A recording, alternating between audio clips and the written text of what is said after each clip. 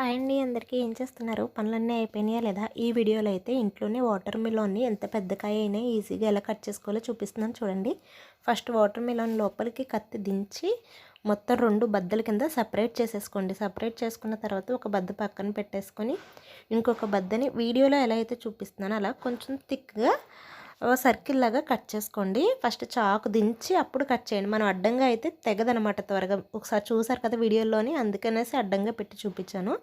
ఇలాగా సర్కిల్లా కట్ చేసుకున్న తర్వాత మీ ఇంట్లో మీ పిల్లలు ఏ సైజ్ పీసెస్ని అయితే తినడానికి ఇష్టపడతారో ఆ సైజ్ పీసెస్ కింద కట్ చేసుకోండి. నేనైతే స్క్వేర్స్ కింద కట్ చేసేస్తానమాట. కట్ చేసేసుకొని చుట్టూరు రౌండ్ కూడా కట్ చేసేసి మొత్తం మనకి చక్రం అంతా సెపరేట్ చేసేసి ముక్కల్ని తీసి బౌల్లోకి వేసి పిల్లలకి ఇచ్చేసేయండి. ఒక 4 కేసి ఇచ్చేసేయండి. చక్కగా హ్యాపీగా తినేస్తారు. మరి మీ ఇంట్లో పిల్లలు ఫ్రూట్స్ ఇష్టపడతారో లేదో ఒకసారి నాకు కమెంట్ చేయండి. అసలు మా ఇంట్లో అయితే మా బాబుకి వాటర్ మిలన్ అంటే అసలు చాలా పిచ్చి అనమాట. చాలా ఇష్టంగా తింటాడు.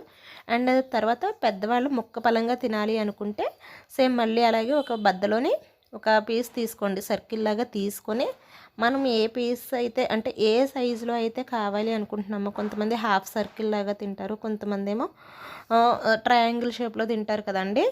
వాళ్ళకి ఎలా అయితే వీలుంటుందో అలాగ కట్ చేసి వీడియోలో చూపిస్తున్నాను కదా, ఎడ్జ్లు తీసేసి అలా పట్టుకోవడానికి మాత్రమే ఉండేలాగా కట్ చేయండి. మూత చుట్టూరు అయిపోకుండా చక్కగా నీట్గా తినచ్చు అన్నమాట.